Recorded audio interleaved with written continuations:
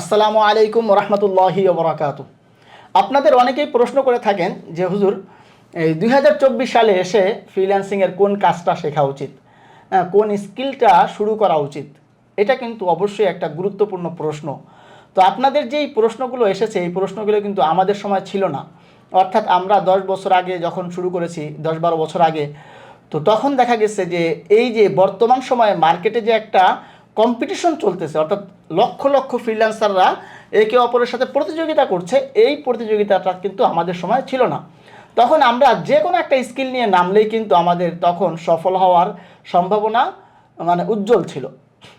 কিন্তু বর্তমান সময়ে এই 2024 সালে দাঁড়িয়ে ফ্রিল্যান্সিং মার্কেট প্লেসে নামার পূর্বে অবশ্যই এই জিনিসটা দুইবার ভাবতে হবে যে আমরা কোন স্কিলটা শিখব, কোন কাজটা নিয়ে নামবো। হ্যাঁ, এখানে অবশ্যই কম্পিটিশনের বিষয়টা অবশ্যই মাথায় রাখতে হবে। অর্থাৎ এমন একটা স্কিল আমাদেরকে শিখতে হবে যেই স্কিলে কম্পিটিশন কম। তো এই রকমের একটা স্কিলের কথা যদি আপনি আমাকে জিজ্ঞেস করেন, তাহলে আমি বলবো যে আপনি ভিডিও এডিটিং দিয়ে শুরু করেন। কারণ বর্তমান সময়ে এই ভিডিও এডিটিংয়ের চাহিদা আকাশচুম্বী। প্রত্যেকটা মানুষই একটা ভালো ভিডিও এডিটরকে চাচ্ছে।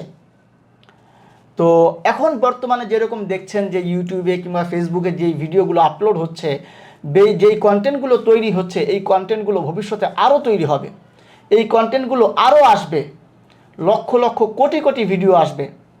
তো সেই ভিডিওগুলো কিন্তু যারা তৈরি করবে তাদের প্রত্যেকেরই কিন্তু একজন ভিডিও এডিটরের প্রয়োজন আছে। যেমন ধরেন, আমি নিজেই একজন, আমার ভিডিও এডিটরের প্রয়োজন বা চাহিদা আমি মনে করি যে আমারই একজন ভিডিও এডিটর দরকার। আমার এই যে কথাগুলো, আমার এই যে ভিডিওগুলো, এগুলো সুন্দরভাবে এডিট করবে, কথার সাথে ভিজুয়ালাইজেশন করবে, ছবি ভিডিও এগুলো যুক্ত করে দিবে, কথার সাথে যে রিলেটেড যে ভিডিওগুলো আছে, ইমেজগুলো আছে, এগুলো দিবে।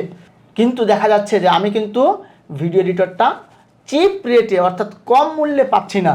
একজন ভিডিও এডিটর যদি রাখতে হয়, ভালো একজন ভিডিও এডিটর রাখতে হয়, তাকে কিন্তু মোটা অঙ্কের একটা স্যালারি দিতে হবে।